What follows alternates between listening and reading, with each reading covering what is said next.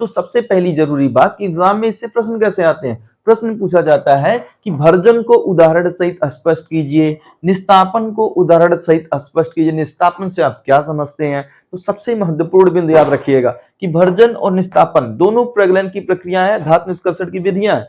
लेकिन जो सल्फाइड अयस्क होते हैं, अयस्क कई प्रकार के होते हैं, सल्फाइड अयस्क, कार्बोनेट अयस्क हो गए, हाइड्रोक्साइड अयस्क हो गए, ऐसे कई प्रकार के हमारे क्या होते हैं, अयस्क होते हैं। अब उन अयस्कों में अलग अलग चीजों को गलाने के लिए अलग अलग प्रक्रियाएं प्रयोग में लाई जाती हैं। जैसे कि सल्फाइड अयस्कों को गलाने के लिए भर्जन की प्रक्रिया उपयोग में लाई जाती है, कार्बोनेट अयस्कों को गलाने के लिए निस्तापन की प्रक्रिया प्रयोग में लाई जाती है। अब सबसे पहली बात, भर्जन क्या होता है? देखिए, सल्फाइड अयस्कों को वायु की उपस्थिति में गलाने की प्रक्रिया भर्जन कहलाती है।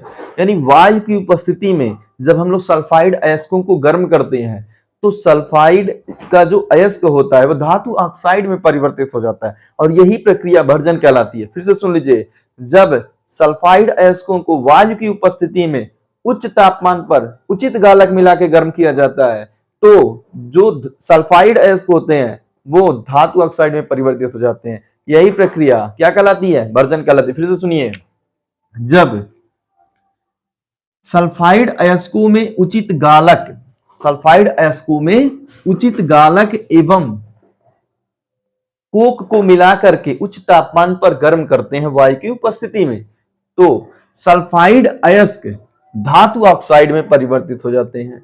देखिए यहां पे क्या है, सल्फर से मिली हुई अशुद्धियां हैं। सल्फर की मिली हुई क्या है? सल्फाइड अयस्कों में सल्फर जो होता है वो अशुद्धि के रूप में होता है। तो यहाँ पे क्यूप्रस का सल्फाइड है, कापर का।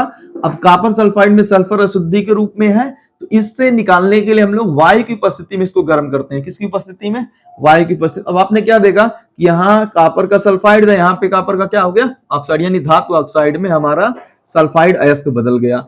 यही प्रक्रिया जो होती है क्या कहलाती है? भर्जन। यानी भर्जन का मतलब क्या होता है? सल्फाइड अयस्कों को वायु की उपस्थिति में गलाने की प्रक्रिया क्या कहलाती है? भर्जन कहलाती है। अगर डिटेल्ड में जानना हो तो जानिए कि जब सल्फाइड अयस्कों में उचित गालक मिला करके उच्च तापमान पर वायु की उपस्थिति में गर्म किया जाता है तो सल्फाइड अयस्क धातु ऑक्साइड में परिवर्तित हो जाते हैं। यही प्रक्रिया क्या कहलाती है? भर्जन कहलाती है।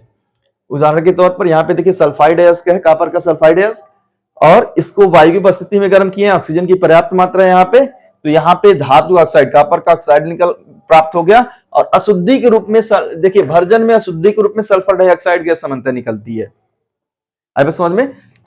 दूसरी बात अगर हम करें निस्तापन की, निस्तापन का मतलब देखिए सीधा सीधा उसमें हमने सल्फाइड अयस्कों की बात की थी, यहाँ पे कार्बोनेट अयस्कों की बात होगी। वहां पे वायु की उपस्थिति की बात की थी, यहाँ पे वायु की अनुपस्थिति की बात होगी। कारण क्या है वो भी मैं बताऊंगा कि जब कार्बोनेट अयस्कों को वायु की अनुपस्थिति में गलाते हैं तो यही प्रक्रिया क्या कहलाती है? निस्तापन। यानी कार्बोनेट अयस्कों को वायु की अनुपस्थिति में, यानी वायु की अनुपस्थिति में, एब्सेंस में गलाने की प्रक्रिया निस्तापन कहलाती है। जैसे यहां पर देखिए कैल्शियम कार्बोनेट, कैल्शियम में कार्बोनेट के रूप में अशुद्धि के रूप में है, इसीलिए इसको कार्बोनेट अयस्क बोला जाता है। देखिए कार्बोनेट इसमें अशुद्धि के रूप में है कैल्शियम में, इसीलिए इसको क्या बोला जाता है? कार्बोनेट का अयस्क, कार्बोनेट अयस्क बोला जाता है। ठीक है।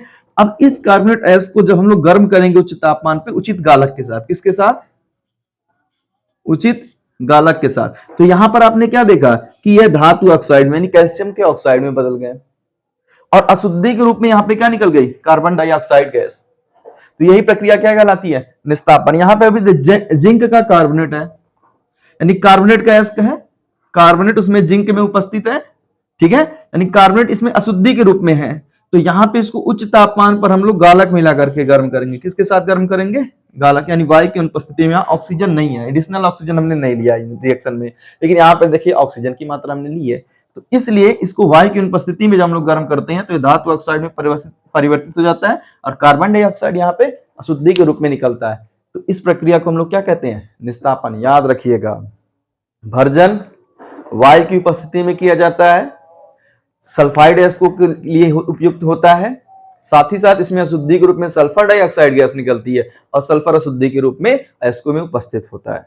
ठीक है। दूसरी बात, निस्तापन कार्बोनेट अयस्कों के लिए उपयुक्त होता है, वायु की अनुपस्थिति में इस प्रक्रिया का प्रयोग करते हैं और इसमें अशुद्धि के रूप में कार्बोनेट मिले होते हैं और अशुद्धि के रूप में जब इसको गलाने के बाद क्या निकलता है, कार्बन डाइऑक्साइड गैस के रूप में उत्सर्जित हो जाता है। ये दोनों बिंदु बोर्ड एग्जाम के लिए अति महत्वपूर्ण है, याद रखिएगा।